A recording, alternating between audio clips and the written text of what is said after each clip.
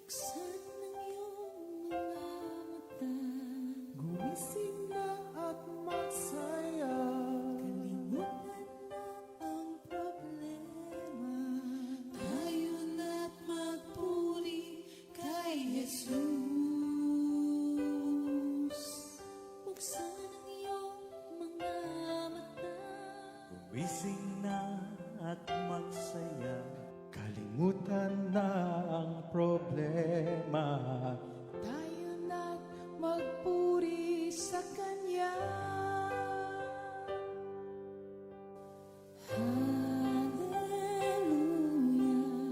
Hallelujah, Hallelujah,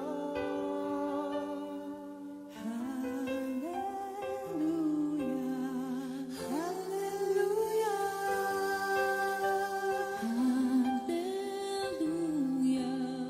hallelujah, hallelujah, hallelujah, hallelujah.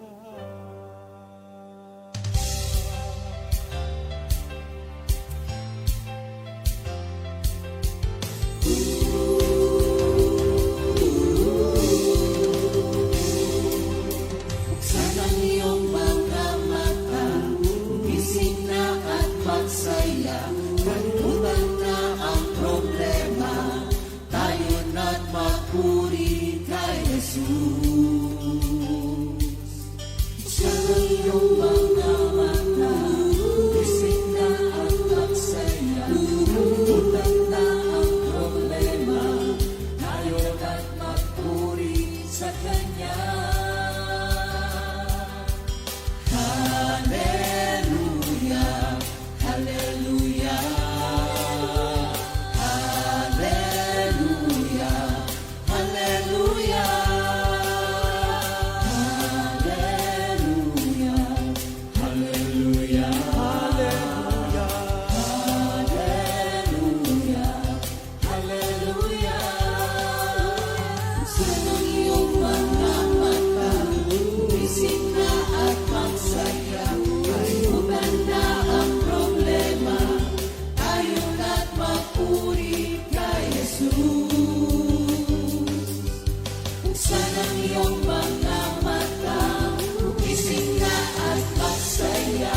Kalimutan na ang problema, tayo na't magpuri sa Kanya. Hallelujah, hallelujah, hallelujah, hallelujah, hallelujah,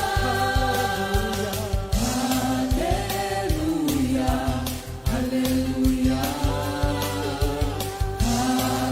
hallelujah, hallelujah.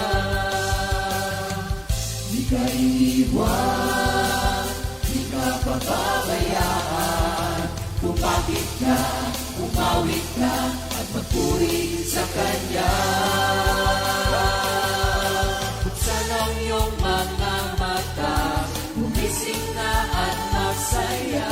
Kalimutan na ang problema, tayo na't magpuri kay Jesus.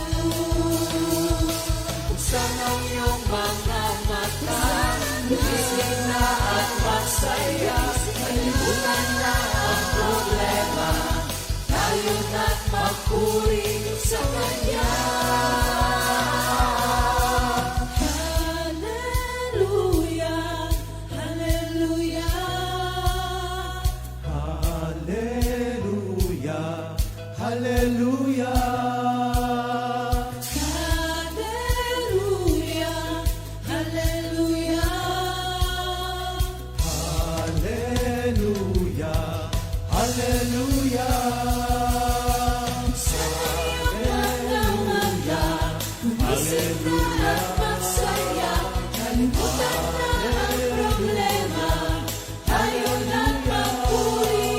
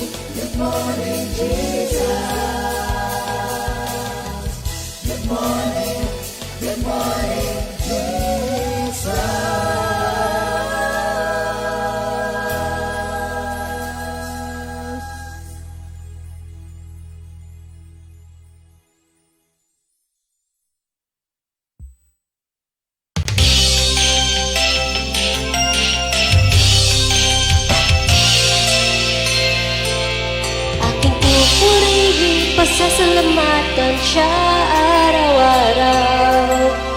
Di ako titigil ng pasasalamat mapagkailanman.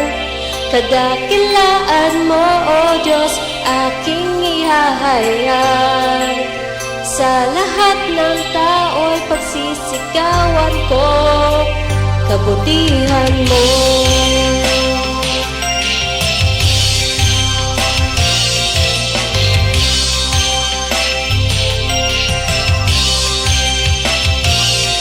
Aking pupurihin, pasasalamatan siya araw-araw. Di ako titigil ng pasasalamat mapagkailanman.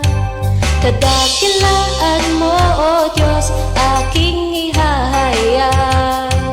Sa lahat ng tao'y pagsisigawan ko kabutihan mo.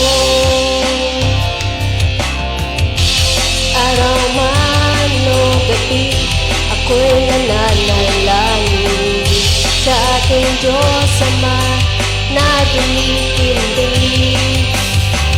Panalangin tinutupad, pagsubok man ay kinapasan. Pag-ibig ay walang hanggan sa aking buhay. Araw man o gabi, ako'y nananalangin sa ating Diyos Ama na dumidinig. Panalangin tinutupad, pagsubok man ay pinapasan. Pag-ibig ay walang hanggan sa aking buhay. Pupurihin, pasasalamatan siya araw-araw. Di ako titigil ng pasasalamat mapagkailanman. Kadakilaan mo, O Diyos, aking ihahayag. Sa lahat ng tao'y pagsisigawan ko kabutihan mo. Ako ay mapalad, ako'y may Diyos na buhay, isang Ama at kaibigan kong tunay. Aking pupurihin, pasasalamatan siya araw-araw. Di ako titigil ng pasasalamat magpakailanman. Kadakilaan mo, O Diyos, aking ihahayag. Sa lahat ng tao'y pagsisigawan ko kabutihan mo. Purihin, pasasalamatan siya araw-araw. Di ako titigil ng pasasalamat mapagkailanman. Kadakilaan mo, O Diyos, aking ihahayag. Sa lahat ng tao'y pagsisigawan ko kabutihan mo. Kabutihan mo. Kabutihan mo.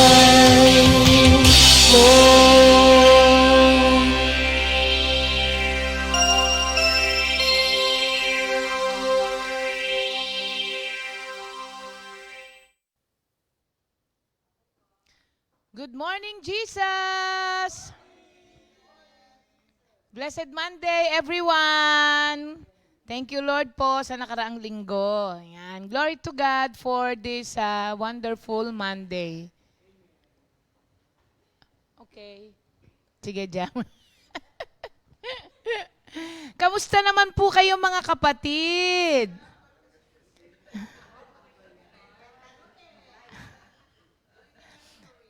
Sabi niya, wow, pati ako napaindak. Pagka naman nakita niyo talaga si Bong na mapapaindak talaga, hindi ba? Good morning sa mga kapatiran po natin na maaga pa ay nandyan na. Alam nyo, nagpapasalamat ako kay Lord para po sa inyong lahat, mga kapatid. Parang naging na natin yan, Lalo na yung mga nasa ibang bansa, lalo na si Sister Vicky. Buongiorno. Sorella Vicky, kasi alas 2 sa kanya ng madaling araw. Kaya, thank you Lord that nakakasama natin si Sister Vicky. Oo, tama. May idea na daw kayo. Gawin nyo nga yan, Sister Oo nga, padala nga kayo ng video, Sister Sally, no? Sa mga taga San Fabian. Yung San Fabian Movers. Gawin nyo daw yung ginawa ni Brother Bong. Oo. Palagay ko, Bong, pag inassign ka doon, Sayaw, no? Oo. Good morning din sa'yo, Sister Sean. Tuwa yung mga kapatiran na. Oo, si Sister Sean laging nandyan. Di ba? Thank you, Lord, sa ating kapatid. At saka sila Sister Dame. Ang aga-aga ni Sister Dame, Thank you, Lord. Sige, tayo po yung mag-pray muna, mga kapatid. Lord, nagpapasalamat po kami ng buong puso sa araw na ito. Napakagandang araw na binigay nyo na naman po sa amin. Lord, guide us today kung ano po ang aming ipapagawa, what you have blessed for us to do today, Lord. Kayo po ang manguna at mag-guide sa amin towards those things, Lord. At ang binibigay po namin sa inyo ang araw na ito, Lord. Gamitin mo po kami ng ayon sa iyong kalooban, Lord. Use us also to bless other people through your words, Lord. Maraming salamat po, Lord, sa pagbabantay niyo sa amin sa magdamag. Masarap na pagtulog, Lord. Maagang paggising. Maraming salamat din, Lord, sa malakas na pangangatawan. Sa lahat-lahat po ng mga good things that we enjoy, we thank you, Lord, with all our hearts. Dahil ang lahat pong ito ay hindi posible kung hindi po kayo ang nagkaloob sa amin. Kaya buong puso, Lord, nagpapasalamat po kami sa iyo sa araw na ito. Kayo po muli, Lord, ang inaasahan namin na magtuturo at mangungusap sa amin sa araw na ito. Speak, Lord, your servants are listening. In Jesus' name we pray. Amen. Thank you, Lord. Okay. Maraming salamat po, mga kapatid. Nandiyan na kayo, Sister Gigi. Na-miss ka namin kahapon. Wala Sister Gigi kahapon, Good morning, Sister G, at kay Brother Jerome Golgota. Jerome, kamusta ka na? Nakatulog na ako kagabi. Kaka-text mo. Thank you, Lord. Okay. Ang atin pong memory verse of the week, Isaiah 46:9. Remember the former things long past, for I am God and there is no other. I am God and there is no one like me. Isaiah 46 verse 9. Ulitin natin. Remember the former things long past, for I am God and there is no other. I am God and there is no one like me. New King James Version. Ano ba yan sa Good News? Sige. May kinalaman kasi yung pag-uusapan natin sa araw na ito. Yan. Tignan muna natin yung ating mga kapatiran.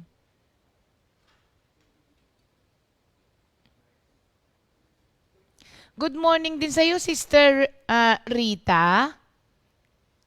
Lagi naman, Sister Rita, masiglang umaga. Maganda pa lang yung bate. Isang masiglang umaga sa inyong lahat, mga kapatid. Oo, kasi walang sigla Kamusta naman ang mga tulog ninyo, mga kapatid ko dito sa loob? Ha? Tulog na over, kaya pala hanggang ngayon parang inaantok pa rin kayo. Maganda ang gising. Oh, Heart's Desire din daw ni Sister Fritz yan. Makasayaw para kay Lord. Oo nga. Ha? Ayan. Sa Good News version ng Isaiah 46:9, ang sabi, remember what happened long ago. Acknowledge that I alone am God and that there is no one like me. Yan. Para mas maganda sa Good News, ano? Mas maikse. Tsaka mas madaling i-memorize. Palitan na lang natin siya ng Good News. Yes, Sister Olive. Miracle nga. Uy, Sister Olive, malapit na tayong umalis. Papunta ng March 12, kami ay papunta ng Holy Land na. Yes. Sa lahat ng mga kasama namin sa Holy Land, ngayon pa lang daw po ay mag-practice na po tayong maglakad. Para dun sa mga mga medyo mga karamihan kasi senior kasama namin eh. Travel light. Kailangan po travel light. Ang dalin lamang ng mga damit, yung pong hindi nagugusot.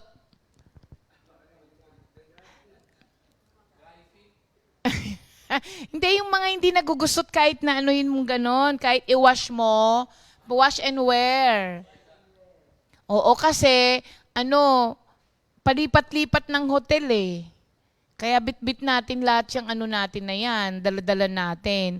So, travel light po, ha? Tapos, wag nyo pong kakalimutan ng inyong mga rubber shoes. Yung mga comfortable shoes ang dalin po natin kasi lakad daw yan. Tapos, doon sa package na yon, merong Mount Sinai climbing.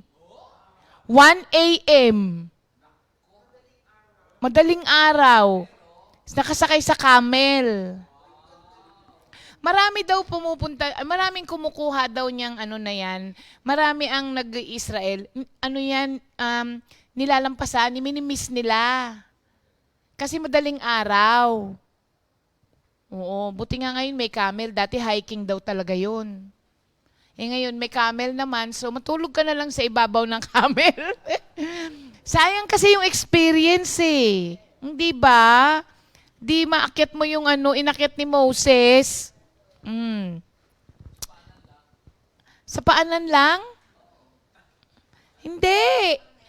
1 a.m. ka nga aalis eh, para nga makapunta ka dun eh. Oh, yan. Thank you, Lord. Okay. So, sa lahat ng mga kasama namin, get ready mga kapatid. Lakad-lakad din. Ako nga, hindi pa rin ako nakakalakad. Ang gawin ninyo, pumunta kayo sa mall. Ikutan nyo ng ikutan ng mall. Diba? At least na-practice yung mga paa nang nalilibang kayo. Yung pala maganda.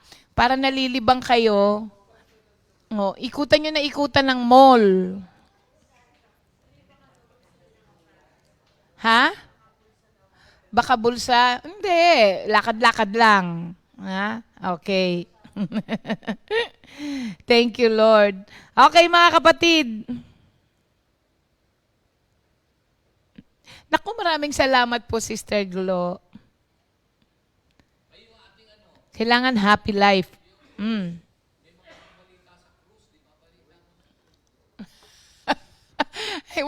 Magandang balita. Magandahan sana kayo. Oo. Yung cruise nga, meron kasing, ganito po kasi ang mga cruise na yan. Kung sa Asia, pupunta ka muna ng Singapore. So, mamamasahe ka from Philippines to Singapore. Tapos sa Singapore ka sasakay ng cruise ship. Ganun na, ganon. So, dalawang gastos yun, di ba? Pero, hindi ba nga, nung una, natatawa nga din ako kay Pastor. Ko, sabi ko, ano ba naman? Pupunta pa ng ganon-ganon. Tapos alam ninyo, 2 weeks ago, ayun na, naglabas na ng yung Norwegian cruise. Alam nyo ba na Manila na, nung una, Boracay ang sakay. So, from Manila to Boracay na lang, itatravel mo. Tapos, from Boracay to Kota Kinabalu, Thailand, Malaysia, Singapore, ganon. Pero from Manila na. Ay, from Boracay noon. Tapos last week, naglabas na from Manila na. Oo, sa pier na ng Manila. O, di nabawasan na nabawasan ng gastos. Kaya lang, parang ang isa yatang tao, 100. 100,000. 100,000 ng isang tao. So, mag-local muna tayo kung husband and wife ang ating target.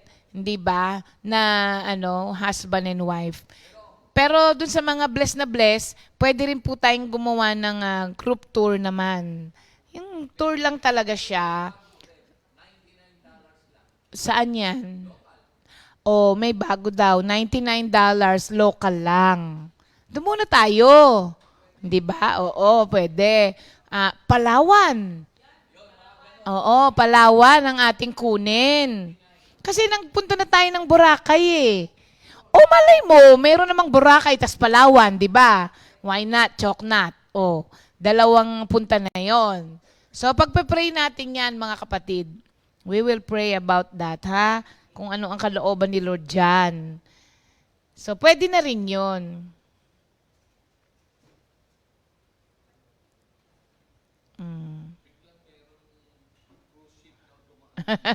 Sabi ni Brother, good morning, Brother Burns. Ayan. Sabi ni Brother Bricks, Sister Ria, kailangan na po palang magbawas ng taba. Wala namang babawasin sa'yo, Brother Bricks eh. Oo. Kailangan lang daw po na ilakad natin yung ating mga paa. Sanayin. Ayan. Ay, belated happy birthday kay Sister Arlene. Kahapon birthday din pala ni Sister Arlene Bautista ng APG. Di natin nabate. Andres Prayer Group, APG. Sister Arlene, belated happy birthday po ha. Nauna na ako nagbate. Kasi baka makalimutan ko. Opo. Sa linggo, magjo-join po ang Makati Group dito. Dahil, kasi po, belated na birthday celebration na ni Brother Bernie. Gusto niya i-blow out yung mga workers. Oo, pero isama daw ang Makati Group. Kaya isa na lang tayo dito. So next week, see you mga Makati Group, Makati area. Dito po tayo sa Sunday. Good morning, Sister Marla.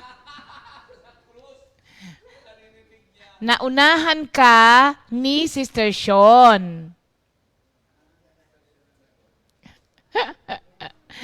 Sister Tere, mag-practice ka na din. Sa mall, oo, umikot ka lang ng umikot. Basta isara mo lang ang wallet mo, ha? Ikot ka lang ng ikot. Good morning, Mother. Mother. Morning, Mother. Kailan ka pupunta dito, Mother? At good morning din kay Jess. Ha? Bukas pupunta siya? Pupunta pala si Mother bukas. O, see you tomorrow. Sabi ni Sister Rita, Sister Ria, sa Palawan po tayo mag-anniversary. Basta, matutuloy yan. Aayusin natin yan, mga kapatid. Bibigyan tayo ni Lord ng time naman na na mag-ipon. And the Lord will provide. Oo, the Lord always provide, no, sa ating mga pangangailangan. Okay. Pagpapatuloy, ito na po ang last na sa series natin sa Joshua, 'di ba? So, in the process of getting ready, tayong lahat, getting ready first to move, pangalawa to see, pangatlo, experience, pang-apat, speak, sunod, renew, sunod, yes, triumph, sunod, fail. Parang si Bong mga sumasagot sa inyo Ulitin natin. In the process of getting ready, nag-ready ang tayong lahat. First to move. Second, see. Pag na-see, experience. Pag na-experience na, you have to leave something behind. So, get ready to speak. Sunod, renew. Sunod, triumph. And then, wala si Bong lang talaga. Thank you, Bong. Oo. Nag-get ready to. Tapos, nung ginawa na lahat ng mga Israelite itong mga to, na-experience nila God at work in their midst. Hindi ba? Nag-umpisa na doon yun kasi they saw God working for them and accomplishing things na hindi nila ma-imagine. And in the process, mga kapatid, ang dami nilang mga battles na napanalunan. Victories after victories. Tapos, ngayon, Israel is in her own land. Nasa promised land na ngayon sila. Tapos, they are now living the reality of God's plan for them. By His power, nandun na yung prize na gusto ibigay ni Lord sa kanila. At napatunayan din po nila na living life God's way and following Him obediently brings blessings, provision, and ultimate victory. Kasi nga, nakarating na sila sa promised land. However, yung mga however na yan ang natin no? Mga parang kinasasakit ng tiyan. However, alam naman natin mga kapatid na isa sa mga permanente sa mundo is change. However, change is coming soon sa kanila because Joshua is now preparing to die. Oo, kasi nasa verses 23 and 24 na tayo. Dahil ito na nga yung last na nitong series na ito. So, ang tanong lagi, maski sa mga churches, pagka namatay na yung leader, ang tanong lagi, how shall we continue? Papaano na? Siguro parang yan, automatic yan, na kapag yung ibang mga churches, pagka namatay yung leader, nagkakagulo, di ba? Nagkakagulo. Pero, parang hindi dapat yun ang mangyari. Kasi, yung leader, na ipasa na sa lahat sa kanila Di ba? Kung ano ang dapat gawin, kung ano ba yung mga, may naituro na dapat. Kaya, pwedeng magpatuloy. Pero yan kasi ang question ngayon ng Israel. How will they continue to experience and enjoy God at work on their behalf? Tayo po ba, kapag ka po tayo ay nandoon na sa promised land, sa ipinangako sa atin, ano nga ba ang dapat nating gawin? Alam nyo mga kapatid, para po ma-experience, hindi po porke nandoon na tayo sa promised land, wala na tayong gagawin. Wala na tayong gagawin. Ang atin po kasing lesson ngayon is, you get ready to continue. Kailangan magpatuloy. Kahapon nga sa lesson natin, nakakatuwa kasi binanggit ni Pastor yung remember. At isa sa mga dapat gawin nating mga Kristiyano na kailangan ding gawin at binilin sa kanila. Actually, hindi lang si Joshua ang nagbilin sa kanila. Binilinan din sila ni Moses bago siya mamatay.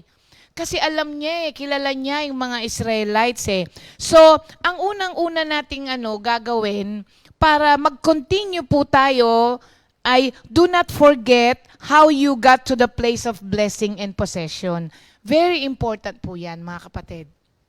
Sabi nga kahapon, kumanta si Minister Elmer, di ba, ng awit ni Rico Puno. Ano yung kinanta niya kahapon? Kung nakikinig kayo. Ha? O, di ba, ang kanya, kung ano ang di mo gusto, wag gawin sa iba. Kung ano ang iyong inutang, ay dapat mong bayaran. This time naman, Rico Puno din ako. Ang kanta ko naman, ang tao'y marupok, kay daling lumimot sa Diyos na ang lahat, siya ang nagdulot. So, madali tayong makalimot. Kaya kailangan laging may paalala. Alam nyo, sabi ko nga sa inyo, hindi lang si Joshua ang nag-remind sa mga Israelites. Before namatay si Moses, paulit-ulit na rin sinasabi ni Moses ito sa kanila, do not forget, do not forget. Moses took time to warn them of certain dangers na kailangan nilang i-avoid. At isa rito is forgetting the Lord. Kinautioned niya sila about the perils of prosperity and self-satisfaction. Alam mo, si Moses, wala pa sila sa lupang pangako, sinabi na agad sa kanila kung ano ba ang perils or dangers ng prosperity and self-satisfaction kapag ka nakarating na sila sa lupang pangako. And now, inulit-ulit ni Joshua ito sa kanila bago siya mamatay nang nandun na sila sa lupang pangako. Kaya nga ang sabi ni Moses sa Deuteronomy 8:11-14, be careful that you do not forget the Lord your God, failing to observe His commands, His laws, and His decrees that I am giving you this day. Otherwise, when you eat and are satisfied, when you build fine houses and settle down, and when your herds and flocks grow large, and your silver and gold increase, and all you have is multiplied, then your heart will become proud, and you will forget the Lord your God, who brought you out of Egypt, of the land of slavery. Alam na, kilala na ni Moses, mga kapatid, kaya bago siya namatay at bago pa makarating ang mga Israelites sa lupang pangako, winarningan niya na agad. And the word translated forget dito sa passage ng Deuteronomy 8 comes from a verb in the original Hebrew that means to stop remembering, to ignore, to dismiss from the mind, abandon, neglect, or cease to care about. Yun ang salitang winawarningan ni Moses ang mga Israelites and also Joshua at pati na rin po tayo, mga kapatid. Ito pong kind of forgetting na to involves putting the Lord out of one's consciousness. Ulitin natin, importante ito mga kapatid. Kung meron po kayong mga ballpen, ay isulat nyo po. Sa Deuteronomy 8:11-14 na warning na ito, ang word pong forget dito means to stop remembering, to ignore, to dismiss from the mind, to abandon, to neglect, or cease to care about. This kind of forgetting involves putting the Lord of one's consciousness. Naku, kinalimutan na talaga yung forget na pinag-uusapan natin dito. Alam na alam ni Moses na kapag ka ang mga tao are not careful, makakalimutan po nila ang 40 years of God's care in the wilderness sa kanila. Nung binigyan sila ng pagkain, nang hindi na uubos, no? Yung mga sandals nila hindi na wear out. Oo, tapos kapag ka naglalakad sila sa gabi, merong fire to guide them. Sa umaga may clouds to lead them. 'Di ba yung mga sabi, puro na ng mana, wala bang karne? Pinadalan sila ng karne. So, tapos pinalakad pa sila sa tuyong dagat. Ang dami. Pero alam nyo, gaano man karami yun, ang ginawa ng Diyos sa kanila, alam ni Moses, na kapag ka sila ay nandun na sa land of flowing with milk and honey, madali nang makalimutan ang Diyos. Maski yung miraculous parting of the Red Sea, kapag ka nandun ka na sa land flowing with milk and honey, makakalimutan mo rin yun. Makakalimutan. Kasi sa habang tayo ay lumalakad dito sa buhay, as we go on with life, napaka-easy po pala sa atin to let the memory of God's past goodness fade. Madaling mawala kasi nagiging self-satisfied na tayo and iniisip na po natin na kung ano man ang inabot natin sa ngayon ay dulot ng ating kagalingan. Yan, mga kapatid, hindi po, inexplain din niya ni Moses. At kaya po niya ginawa yon para po hindi nga natin masabi sa sarili natin na a-achieve ko lahat kung meron ako ngayon with my own strength and energy. So, do not forget the Lord means consciously and consistently thinking about what God has shown us in the past.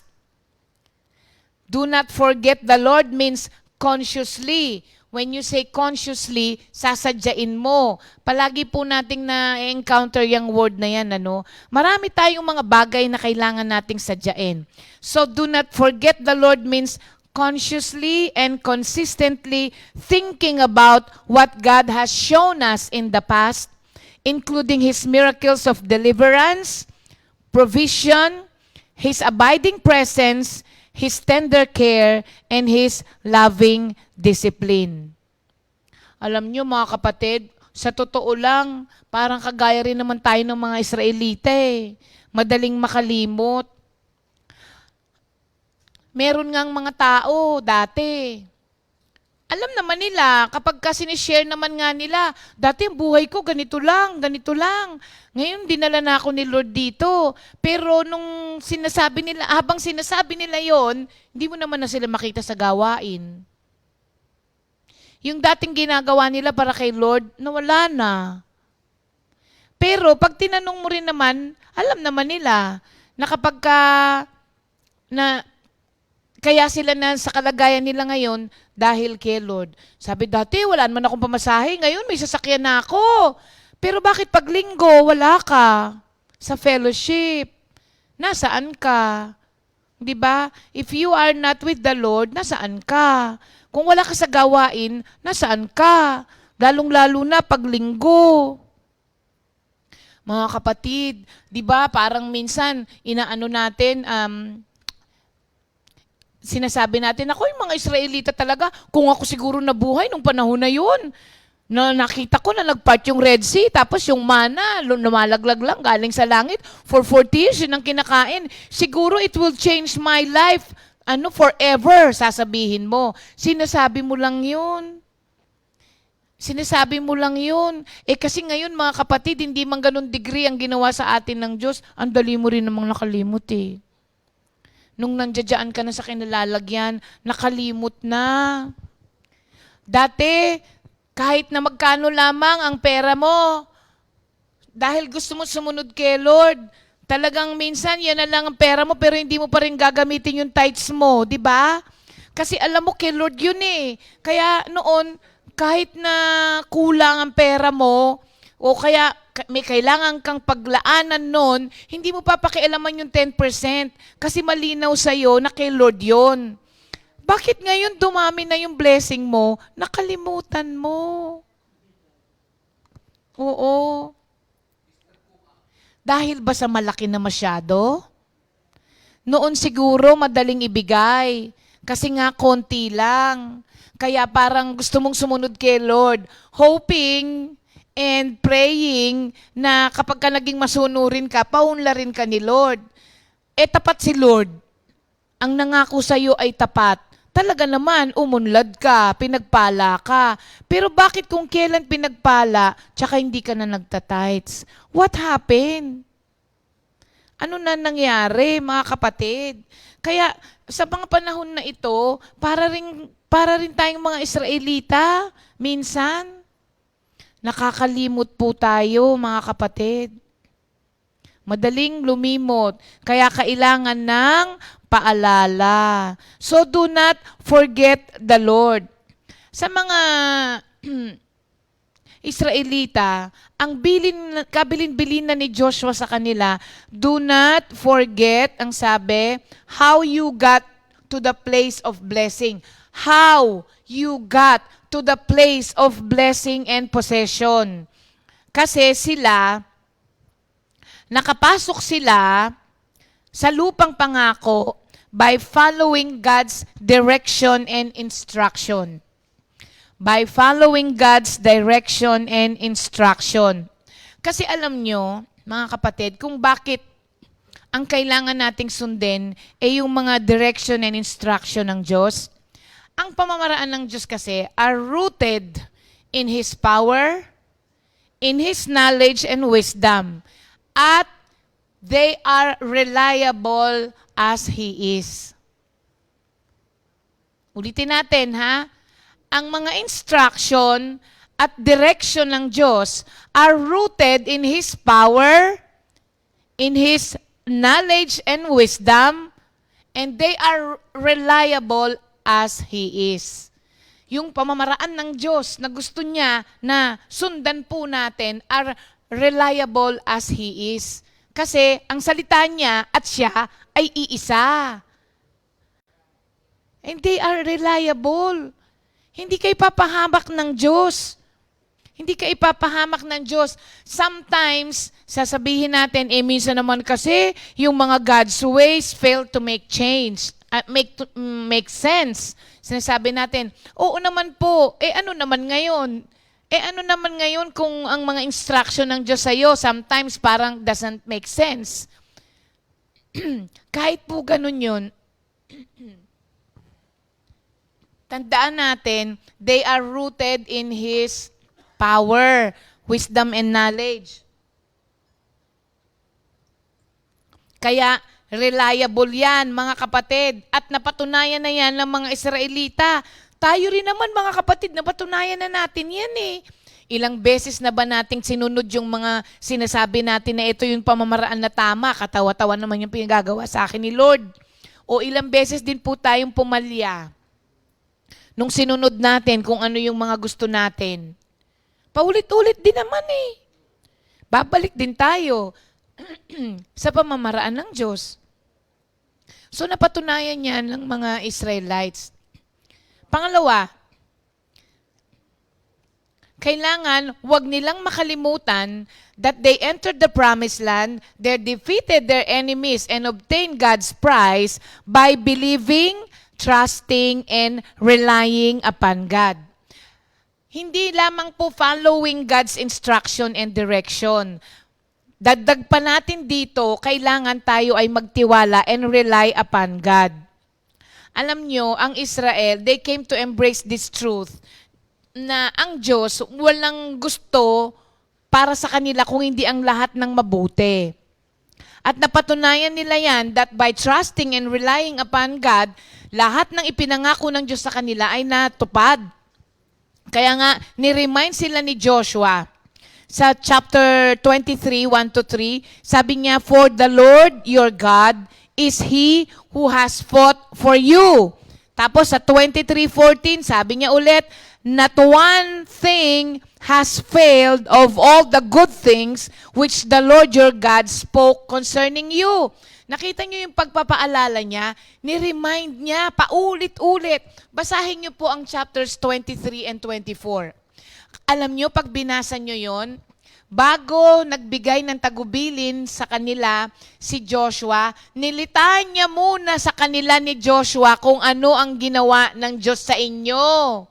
Kailangan maalala niyo muna at huwag kalimutan yon. Kaya nga, sabi rin niya sa 24:13, "And I have given you a land for which you did not labor." Ulitin natin yon. I have given you a land for which you did not labor. Marami po tayong tinatamasa ngayon na pagpapala ng Diyos na hindi natin pinaghirapan.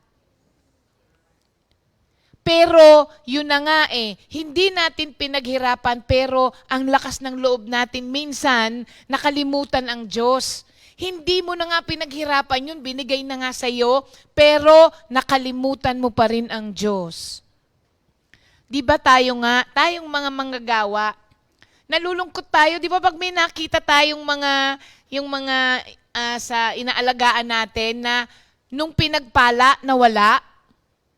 Nakakalungkot, hindi ba? Kasi kung kailan pinagpala, tsaka nawala. Kaya kailangan ipaalala to. Magandang paalala pala sa chapter 24 verse 13. I have given you a land for which you did not labor.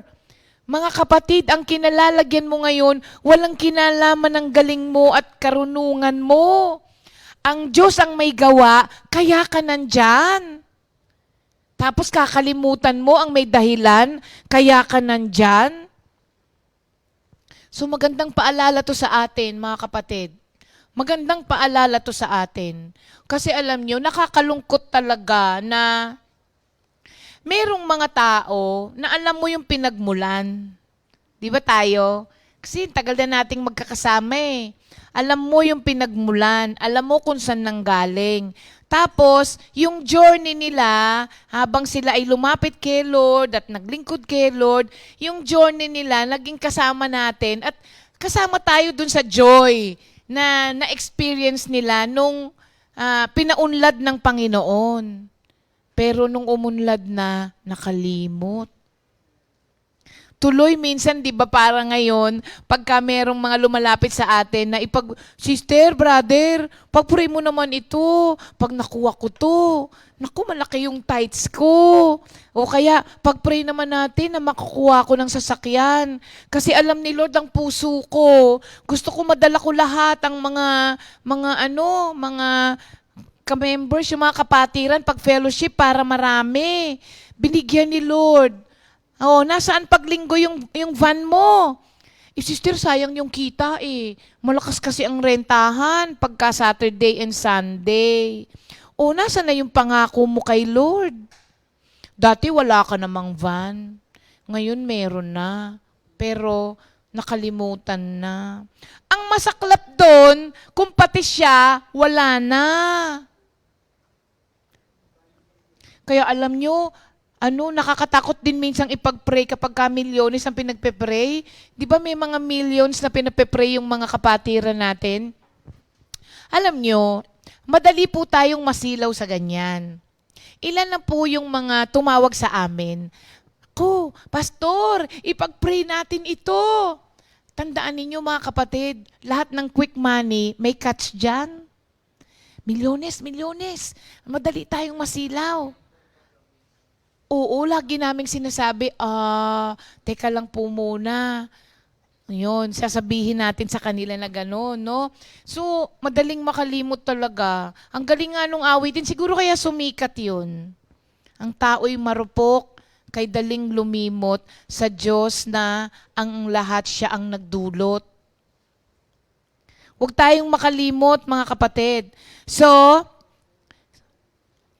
pinaalala rin sa kanila ni Joshua that they entered the promised land, they defeated their enemies, and they obtained God's prize. Parang they got to the place of blessing and possession by aligning themselves with the plan and purposes of God.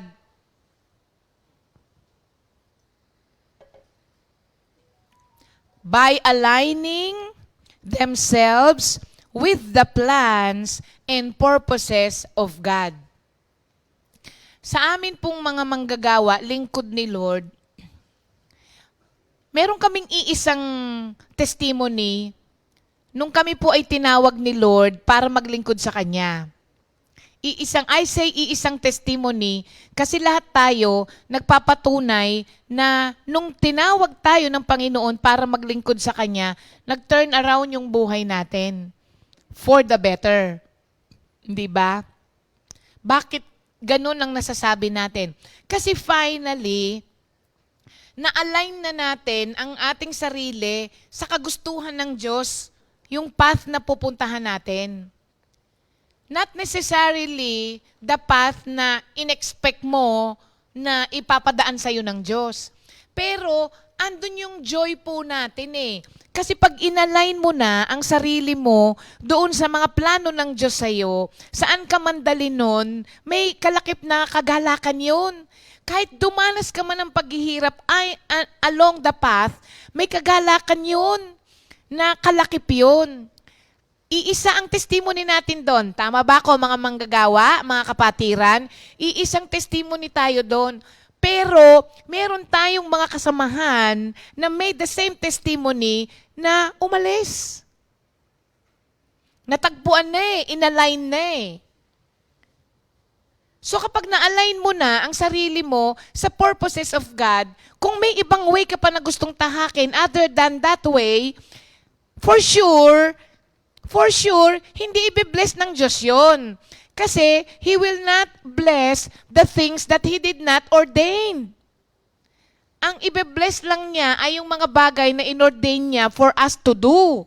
Kaya kung meron tayong mga gagawin, tayong mga manggagawa, kung meron tayong mga gagawin na hindi niya pinagagawa sa atin, wala doon yung blessing ni Lord.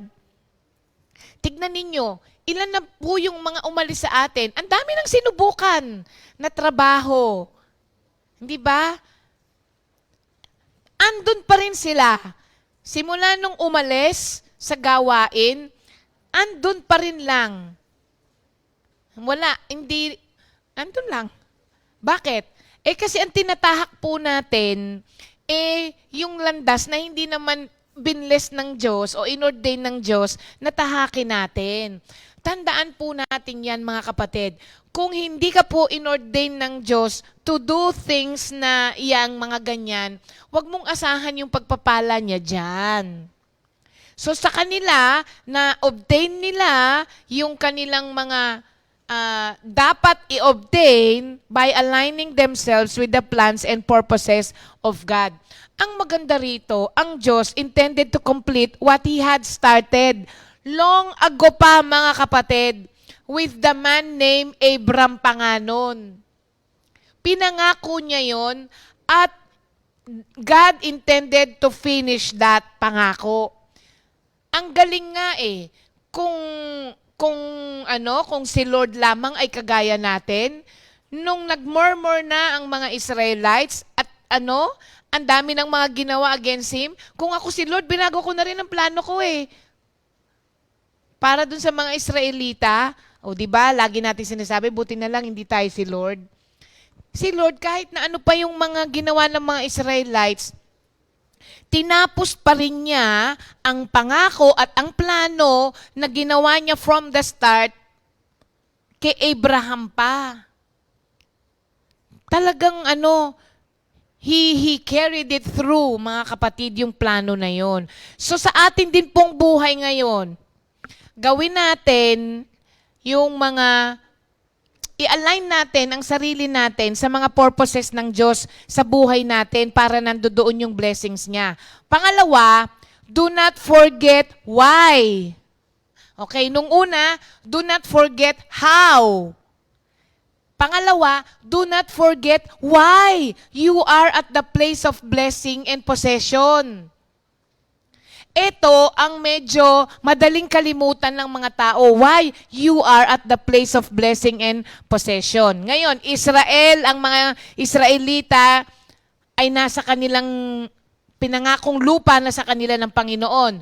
A place of promise, provision, power, and presence of God. Ito yung sinasabi ko sa inyong do not forget why. Not because they deserve it or God was obligated to give it to them. Hindi po obligasyon ng Diyos na, Lord madalas tayong magganyan kay Lord At hindi rin because we deserve it. Tayo po ay nasa lugar ng pagpapala because of God's mercy. Awa at grasya lang po ng Diyos. Kung tutuusin, yung previous disobedience ng Israelita, actually, nahinder na yung yung arrival nila sa promised land because of their disobedience. Hindi na po nasunod yung schedule ng Diyos Dahil nagmurmur sila, kaya nagpaikot-ikot doon, hindi ba? And that should have them disqualified from obtaining the prize. And yet, ang Diyos po, in His mercy, continued to deal with Israel and He even make a way for them to obtain that promise. Kahit po nagreklamo ang mga Israelita, ang mga tao, tinupad pa rin ng Diyos yung pangako sa kanila. Tinupad pa rin dahil ang nangako sa atin ay tapat Hindi siya pwedeng magtalusira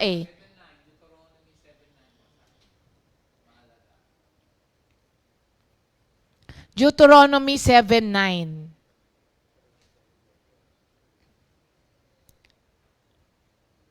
Remember that the Lord your God is the only God and that He is faithful. He will keep His covenant and show His constant love to 1,000 generations of those who love Him and obey His commands. Napakagandang pangako nito, mga kapatid. So, tayo po ay nakarating sa kinalalagyan natin ngayon because of God's mercy lamang. Huwag nating kakalimutan yun. Kasi yun po ang magiging anchor natin. Ang anchor kasi ay pampabigat para hindi ka mawala doon sa kinatatayuan mo. Kasi nga madali tayong makalimot. So, we are where we are because of God's mercy. And pangalawa, we are where we are because of God's faithfulness. Sabi ko nga sa inyo, paulit-ulit kanina, ang nangako sa atin ay tapat. Dinemonstrate ng Diyos ang kanyang katapatan sa atin in fulfilling His plan sa mga Israelita by not destroying them. Ilang beses na ba yun, di ba? Sabi ng Diyos, hindi na, lilipulin ko na yung mga yan. Mga sa salitang maintindihan, mga makukulit na yan. Mga makukulit na tao yan. Lilipulin ko na yan. Diba? Yung mga leaders na tinalaga niya, they will pray to Him, Lord, have mercy. Lord, wag po. Bigyan pa ng pagkakataon. Bigyan po ng chance. And He did, mga kapatid. Even though they are disobedient and rebellious, yung patience ng Diyos was greater than our rebellion and disobedience. Salamat na lang po, no? At yun po ay nagresulta in a renewed opportunity to obtain what He wanted us to have. Nare-renew ng mercy ng Diyos yung mga opportunity na nawala through our disobedience and our rebellion. Kaya ang sabi ni David sa Psalm 103, 1-2, Bless the Lord, O my soul, and all that is within me. Ang kanta natin dyan. Bless His holy name. Bless the Lord, O my soul, and forget not all His benefits. Ano? Bless, ano? Praise the Lord, my soul. All my being, praise His holy name. And do not forget how kind He is. Yan palang magandang awitin natin. Kasi alam nyo, si Arnold ay isang pagpapatunay. Nasaan si Arnold? Na madaling makalimot ang tao. Small and big things. Si Arnold, kailangan may PA yan. Kasi mamaya hindi niya alam kung saan niya nilagay yung susi niya. Hindi ba? Tayo din naman. Cellphone ko. Alam niyo, ito madalas sa atin. Sasabihin, salamin ko. Salamin ko. Tapos nandito lang pala sa ano mo. Dito. Nasa ulo mo pala. Madali. O kaya, suot-suot. Ang sakalap nun. Sabi, nakita mo yung salamin ko? Suot mo! Suot ko pala. So, madali po tayo. Kasi alam nyo, forgetfulness is part of the fall in the Garden of Eden. Mga kapatid, when sin entered the world, so did death spiritually and physically. Eto mga kapatid ha, ang ibig sabihin po kasi nun, yung bodies po natin and mind, ang mga minds natin, decay. They do not renew. They regress. Di ba kaya nga sinasabi natin, hanggat may panahon pa, bakit ka nagsasabi, naku, mag-travel ka na habang malakas ka pa. Bakit natin sinasabi yun? Kasi alam natin that our minds and our bodies decay. Nagre-regress yan, hindi yan nagre-renew. Tanggapin na po natin yan. And in our growing older, forgetfulness becomes more of a common occurrence. Kaya nga laging sinasabi natin, tumatanda ka na nga kasi nakakalimot ka na. 'Di ba? So, natural po yun. Natural yung ganon. Kapag ka tumatanda ka na, may mga bagay ka na talagang nakakalimot. Pero, ang forgetting the Lord is a more dangerous kind of forgetfulness. Kasi, doon sa ibang klase ng forgetfulness, wala ka dong control. Kasi nga, yung bodies natin, nagde-decay, nagde-degenerate.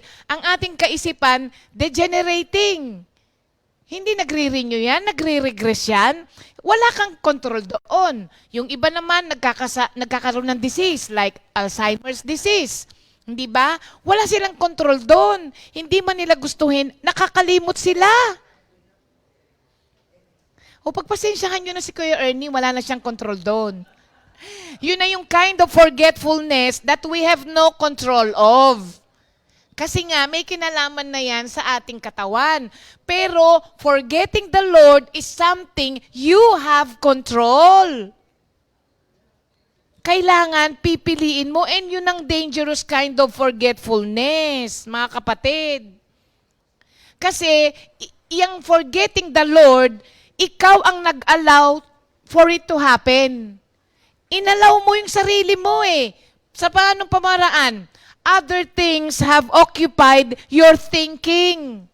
Kaya lumayo ka na ng lumayo kay Lord. Hinayaan mo, inalaw mo yung mga bagay na yan. Inalaw mo ang pamilya mo, inalaw mo ang kayamanan mo, inalaw mo ang business mo, inalaw mo ang trabaho mo, inalaw mo ang boyfriend mo, inalaw mo ang maraming bagay to occupy your mind. Kaya ang nangyari, dahil napuno na yan ng kung ano-ano man, wala nang malugaran ng Diyos. Hindi mo namamalayan, palayo ka na ng palayo. At yun ang forgetfulness that you allowed to happen in your life. Yung mga ibang wala kang control doon, pero ito inallow mo. Sa Psalm 106, mga kapatid, Psalm 106 is a perfect psalm as a warning for forgetting the Lord. Kasi sinabi sa Psalm 106 ang mga consequences of forgetting the Lord. In-enumerate dyan isa-isa, mga kapatid. So, tignan natin itong Psalm 106 na to. Pag binasa nyo po yan, makikita mo na yung mga consequences when you forget the Lord are severe. And they are real, mga kapatid. And they will happen to us if we allow the forgetting of God to happen in our lives. Isa-isahin po natin yan. Sa verse 7, ang sabi sa 106 verse 7, Our fathers, when they were in Egypt, did not consider your wondrous works. They did not remember the abundance of your steadfast love, but rebelled by the sea at the Red Sea. So, makikita natin dito that when we forget God's glorious work in our lives, we may find ourselves committing the sin of rebellion. And specifically, through the sin of complaining. Grabe naman to. Ang sin of complaining pala is sin of rebellion. Forget God's work of grace and displays of His love to us, and we will complain, mga kapatid. Lalong-lalo na kapag nandoon ka na sa tough situations and circumstances. Pagka nakalimot ka na kay Lord, mag-uumpisa ka nang mag-complain. At alam nyo ba, mga kapatid, when we complain, we tend to see life in a distorted way. Distorted na. Hindi ka na makikita ng tama eh. Bakit? Nawala ka na eh. Nakalimutan mo na ang Diyos eh. Tignan po ninyo, malinaw ang pananaw natin pag na-kay Lord tayo. Pagka nawala tayo sa Panginoon, di ba, sabi nga nung iba, puro diskaril nangyayari. Kapag ka ganun na yung mga nangyayari, warning na yun sa atin, mga kapatid. And complaining is dangerous because it causes you to doubt God's goodness for the present. Pag nagko-complain tayo, parang sinasabi mo kay Lord na, Lord, hindi ko gusto tong ruta na pinapatahak mo sa akin. Parang hindi maganda tong ruta na to. Hindi ko gusto, parang ang daming mga dadaanan na hindi magaganda. O, bakit mo nasabi yon? Wala ka na rin sa sarili mong kaisipan. Kasi kung nasa sariling kaisipan pa ikaw at na kay Lord ka pa, hindi mo makakalimutan yung Romans 8:28.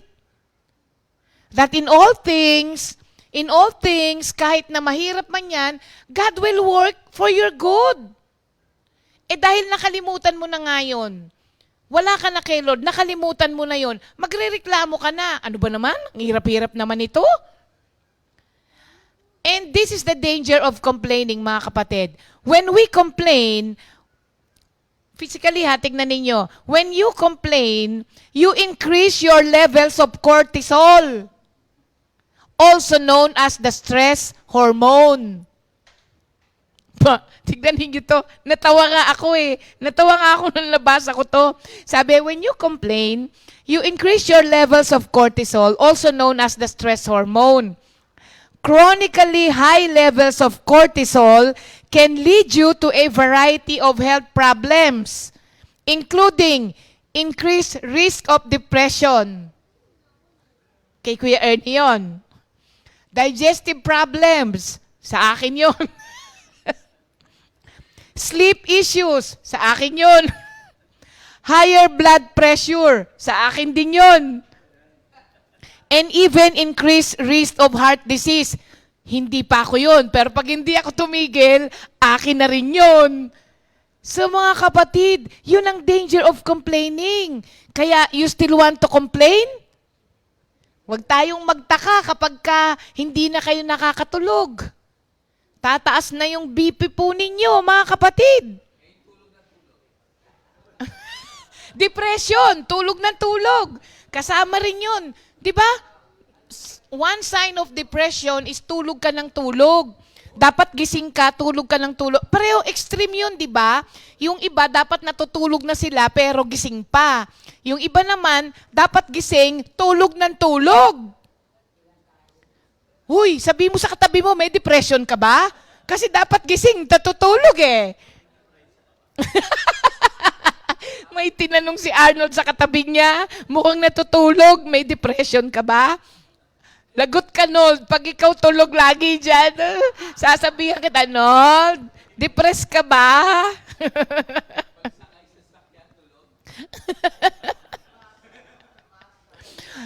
Alam niyo, wala naman po talagang magandang idudulot sa atin ng complaining eh. Kasi when you complain, you constantly focused on the negative. And when you do that, mga kapatid, ang complaining po kasi hide, conceal, and cover many joys of life. Kino-conceal niya yung kaligayahan ng buhay. Kasi nga, dinidiminish niya. When you say, dinadampen, when you say dampen, you decrease, you diminish, you lessen an attitude of gratitude. An attitude of gratitude. At alam nyo ba, when you complain, people around you will experience an energy drain. Di ba, no? Nakakapagod. Tama, nakakalobat. Sobra, mga kapatid. Maski sa, lalong-lalo na yung mga walang, mabuti pa nga kung may reason sila eh, di ba? Parang maiintindihan mo pa kung ba't nagko-complain. Pero yung mga maliliit na bagay, nakakapagod, totoo yun. Energy drain. Nakaka-drain ng energy. Kaya, nag-end up ka na lang avoiding those people. Ano na lang eh, iiwasan mo na lang. Kasi pag hindi ka umiwas, madidrain talaga energy mo. Hindi lang madidrain, maya-maya nagko-complain ka na rin. Kung papaanong ang kagalakan ay madaling makahawa, ganun din ang complaining. Subukan nyo sa lakad. Meron lang magsabi ng tao na isang negative na bagay, maya-maya, ano na kayo, damay-damay na. Sira na ang lakad. Nagumpisa lang sa isang maliit na complaint. Nasira na ang lakad.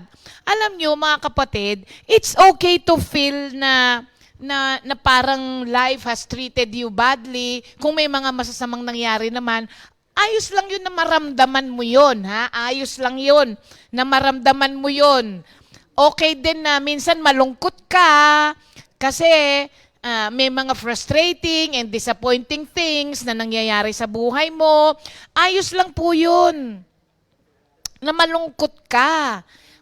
At okay din naman not to be in love with your life every moment. Kasi nga, meron naman din talagang mga bagay na hindi nangyayari. Okay lang po yun. All those things are natural human emotions. But, it's not okay to stay stuck in a negative mindset. Hindi ka na umalis doon. Hindi ka na umalis. Nagbabad ka na doon. Nagspa ka na doon.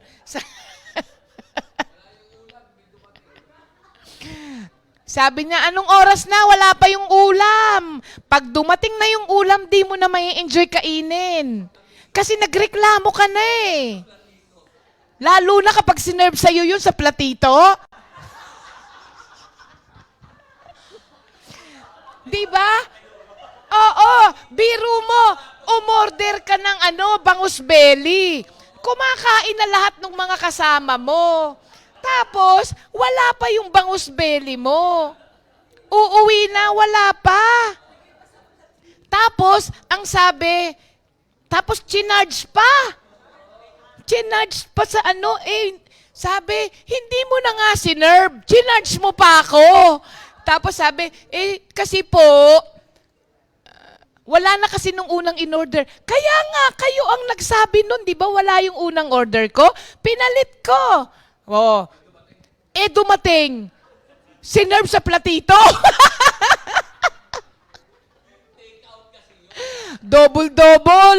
Double-double yung mga binigay na reason para magreklamo yung tao. Para maranasan mo yun, no? Parang mapufrustrate ka naman talaga doon. Sino ba naman ang hindi? Lalo na kung gutom na gutom ka na. Di ba magbiro ka na daw sa wag lang sa gutom? Binago na natin, wag lang sa gutom. Babalik doon pero hindi nakakain. Okay lang po yun. Ang hindi okay, yung ma-stuck ka na doon. Oo. Pag na-stuck ka na po doon, mga kapatid, i-feed na yung habit of complaining mo. Hanggang maging bad habit mo na sa lahat ng bagay, nagko-complain ka na.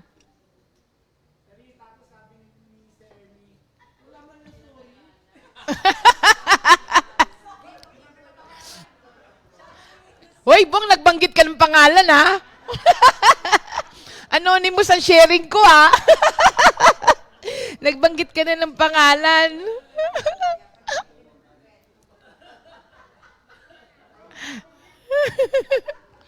Huwag po tayong magbabad doon, mga kapatid. Kasi alam nyo, ang ginagawa po noon, pag na-stuck ka na sa negative mindset na yon, tinatanggalan na niya ang focus mo sa Diyos, who in fact is deserving of praise no matter what. Hindi ka na kasi makakapuri kay Lord kapag ka na-stuck ka na.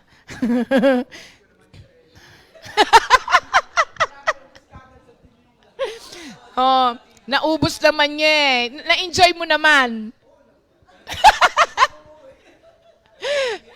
Oh, ibig sabihin, pansamantala lang yung disappointment niya. Kayo kaya, ang sarap-sarap ng kainin yung lahat, tapos siya na lang hindi kumakain. Yung pala nakalimutan. Finally, nung naalala, sinerve sa platito. Oh, sino ba naman hindi magagalit nun?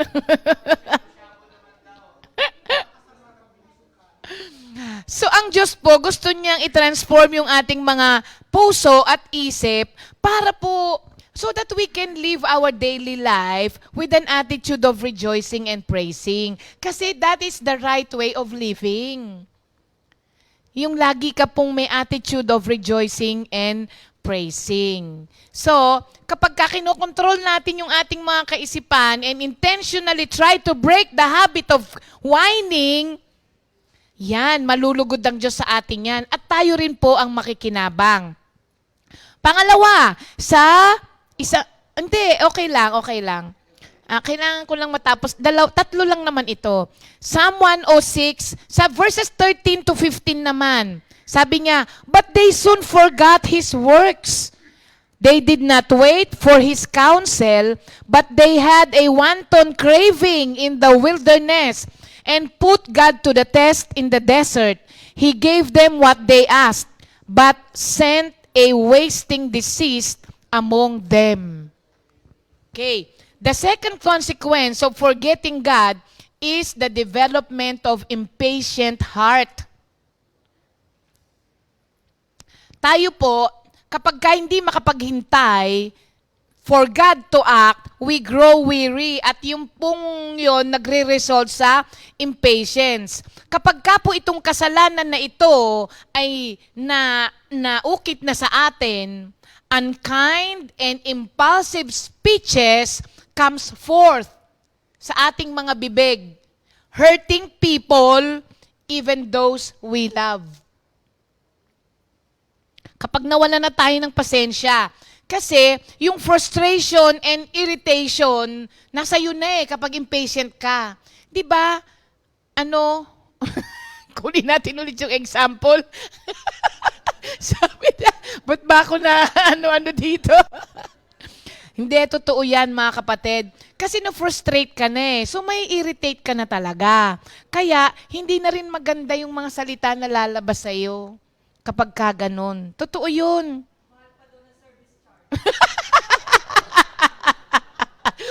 Pinatungan pa na nung nakuha yung service charge. Sabi, ang laki-laki ng service charge. Ang pangit naman ng service.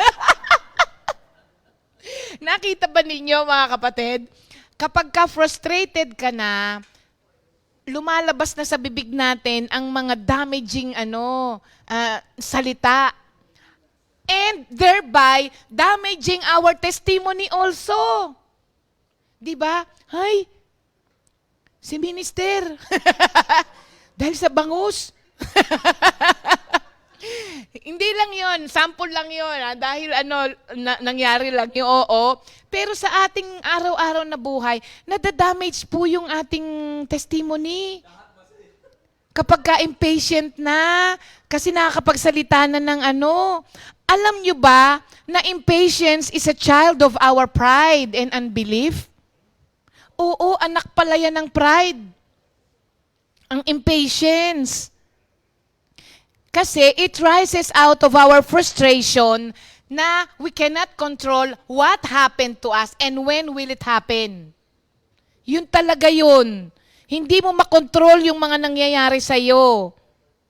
Kaya ka nagagalit, nawawalan ka na ng pasensya. At nakita po natin itong dynamic na to sa wilderness. Hindi ba? Among God's chosen people, mga kapatid. Ngayon, ang impatience also grows out of our unwillingness to trust and submit to God's timing for our lives. Lord, ang tagal-tagal naman. Nauna na sila sa akin. Ako hanggang ngayon, nandito pa rin ako. Diba? Lord, lahat ng mga kasama ko nag-asawa na. Ako na lang ang dalaga. Ako na lang ang binata. Pag impatient ka, napapahamak ka. Yung mga salitang, ang unang manligaw sa akin, sasagutin ko talaga. Saan na kayo ngayon? Ano na ngayon ang relasyon yung mag-asawa? Kasi nagresulta dyan yan sa impatience natin. Ayaw kasi nating mag-submit sa God's timing sa buhay natin. Magaling kasi tayo kaya gumagawa tayo ng mga pamamaraan. Mga kapatid. Yan ang nangyari sa kanila. So wag po mga kapatid. Kasi alam nyo sa totoo lang, ang Diyos, napaka-famous ng Diyos of frustrating your own plans and your own timing. Gusto ni Lord yung pinofrustrate yung mga plano natin para malaman natin at para mag-depend lang talaga tayo sa Kanya. So yun. And finally, sa verses 19 to 22, ang sabi dito, they made a calf in Horeb and worshipped a metal image. They exchanged the glory of God for the image of an ox that eats grass. They forgot God, their Savior, who had done great things in Egypt, wondrous works in the land of Ham, and awesome deeds by the Red Sea. So, ang isa pong consequence ng forgetting the Lord, ito, napakaseryoso nitong isa na to. We become idolaters when we forget the Lord. Ganun talaga yun. Pag nakalimot ka kay Lord, hahanap ka ng ibang hahanap ka ng kapalit eh. Alam nyo, alam ni Moses yon that forgetting the Lord would get the Israelites into trouble. Kaya niya binilinan ito. Kaya niya ito binilinan. Kinosyon sila ni Moses na wag nilang inineglect yung mga natutunan nilang lesson sa wilderness. Kasi dun sila nag-fail to depend on God. Kaya wag niyong kalimutan yun. Maganda talaga paalala mo, nakita mo kung ano nangyari sa'yo nung hindi ka sumunod kay Lord. Nakita mo, natalo kayo nung hindi mo sinunod ang mga instruction and direction ng Diyos. Kailangang ipaalala po sa atin yun, mga kapatid eh. Bakit ba serious itong itong kasalanan na to, na ibinubulid ng forgetting the Lord? When you put something else in the place of God, you lose the capacity of spiritual hearing and seeing. Kapag ka naging idolater ka na, tinanggal mo na yung capacity mo of spiritual hearing and spiritual seeing. Iba na eh. Di ka na makarinig kay Lord, kaya iba na ang ginagawa mo. At tapos, hindi mo na makita ang paggalaw ng Diyos sa buhay mo. Kaya, ang dami mo ng you lose your ability to walk in God's ways kapag ka ganun ang nangyari. Tapos, hindi mo na ngayon masabi na taste and see that the Lord is good. Hindi mo na masabi ngayon yun. Bakit? Hindi mo na makita eh. Hindi mo na makita. Kaya, yung long-term effect po of putting anything in the place of God will shrink your soul. Shrinking of the soul. Nangungulubot hanggang sa lumiit ng lumiit. Ganon. Natutuyo. Mangungulubot, matutuyo, at liliit. Yun, mga kapatid. Kaya ang sabi sa Psalm 115, 4-7, their idols are silver and gold made by the hands of men. They have mouths, but they cannot speak, eyes, but they cannot see. They have ears, but cannot hear, noses, but they cannot smell.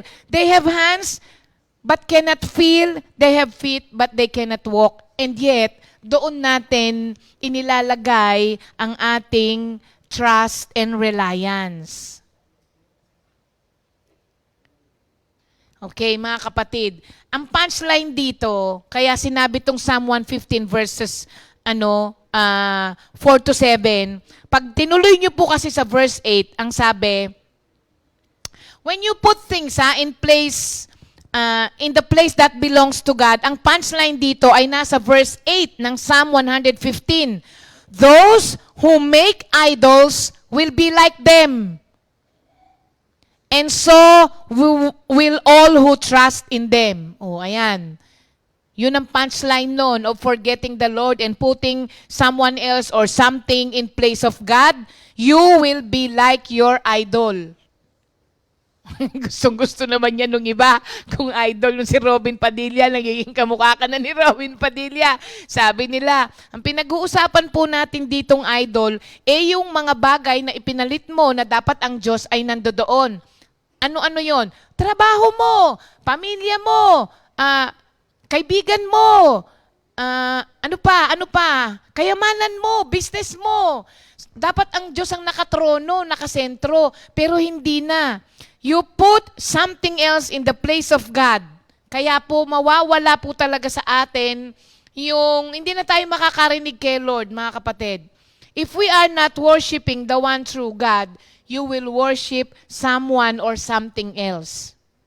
If we are not worshiping the one true God, we are worshiping someone or something else.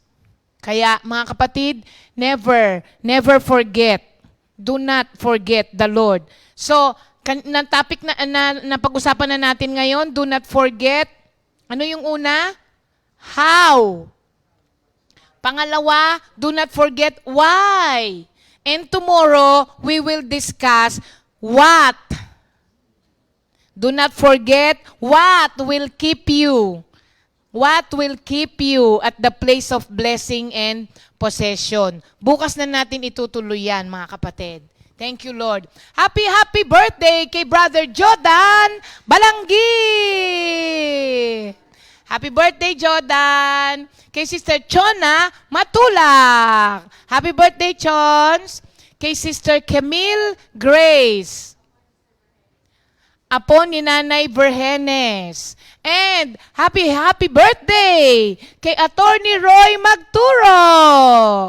Happy birthday po sa inyong lahat, mga kapatid, and happy anniversary sa ating Talim Prayer Group. Belated happy birthday din kay Sister Arlene Bautista. Kailan na birthday ni Kuya Bert? Oy, nakalimutan natin. Happy birthday din kay Kuya Bert Blanquera.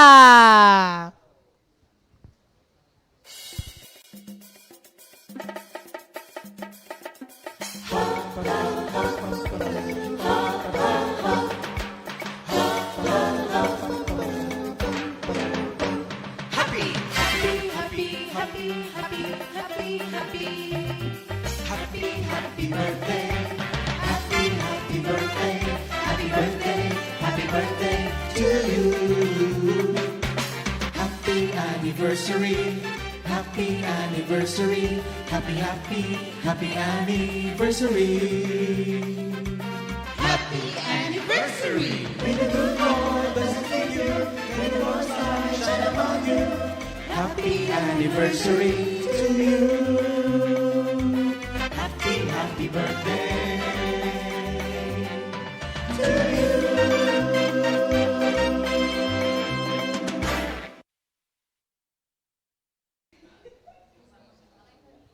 Ayan, happy birthday and happy anniversary.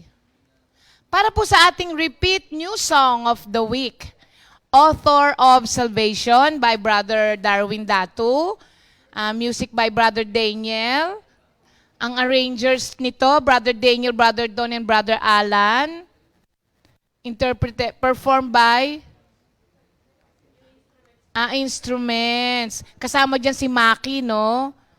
Okay. And now, interpreted by, duet? Duet ba yan? Wow, ang galing nga. O, panoorin po natin to. May collab between Brother Daniel and Sister Jamie Hapin.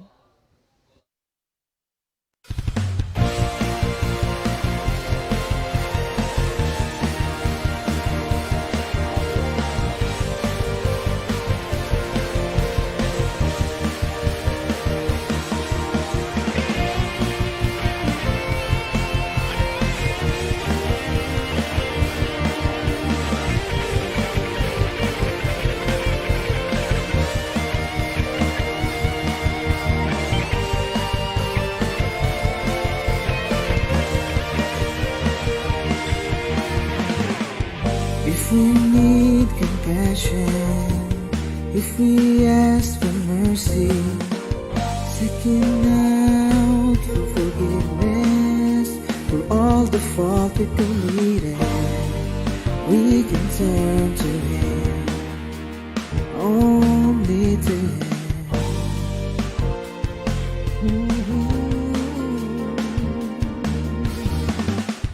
If we need kindness, if we need redemption, one who understands us, one who looked past the past, we can count on Him, only to Him.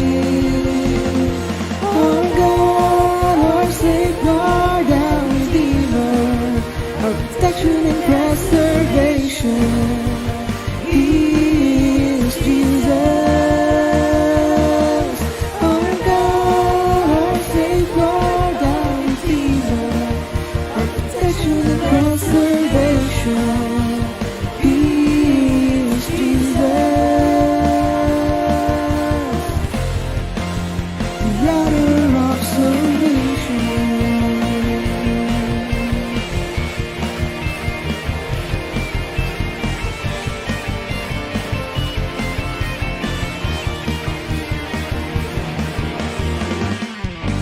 we need compassion, if we ask for mercy, seeking out for forgiveness for all the fault we committed, we can turn to Him, only to Him.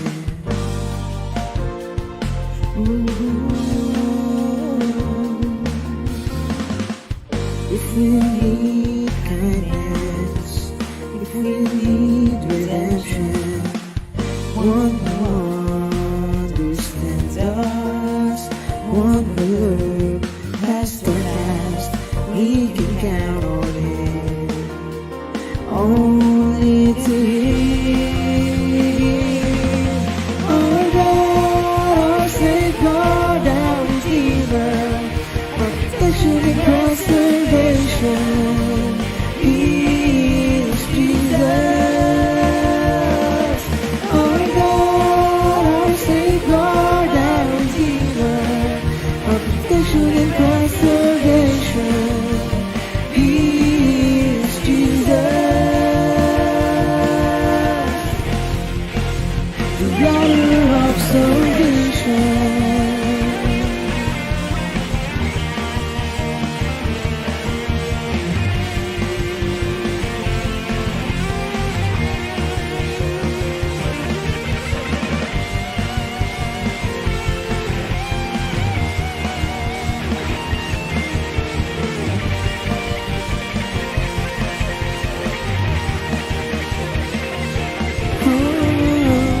Send forward to Him, cast all your burdens to Him, because He is our willing Savior. Our God, our Savior, our Redeemer, our protection and preservation, He is Jesus. Our God, our Savior, our Redeemer, our protection and preservation, He is Jesus, the author of salvation. The author of salvation.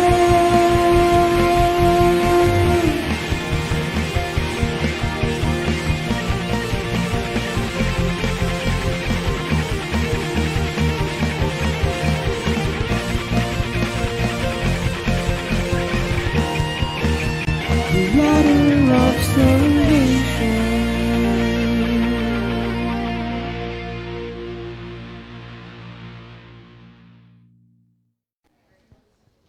Yan, maraming salamat sa ating mga kapatiran. Collaboration pala yan ng maraming mga no.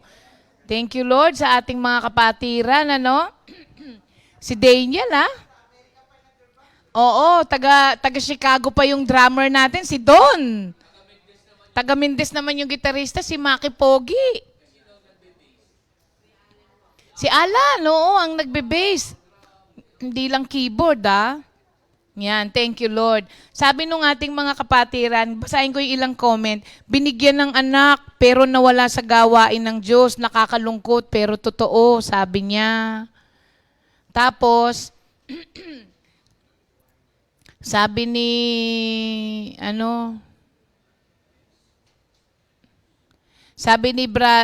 ni Sister Bell Rose din, yung mga daw reklamador, lagyan daw ng double-sided tape ang bibig para hindi na makahawa.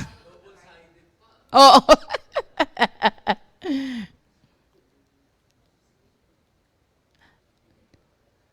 O ba?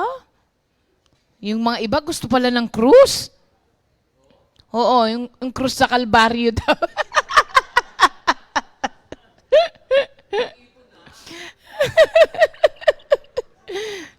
Oh, gusto nila yan. Pag may blessing naman po kayo mga kapatid, enjoy nyo po yan. Alam nyo, enjoy the fruit of your labor. Kasi ang tagal yung nagtrabaho. Di ba? Enjoy nyo habang kaya pa ng mga paa.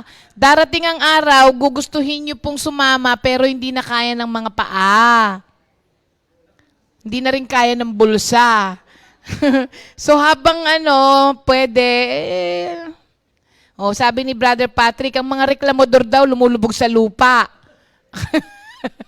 Kaya wag daw tayong magreklamo, mga kapatid, okay? So, we'll see you again tomorrow. Wag niyo pong lilibanan yan dahil last day na po tomorrow ng ating series lang na ito.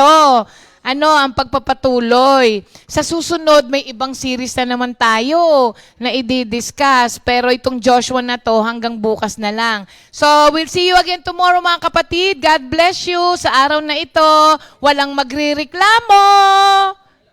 2 Timothy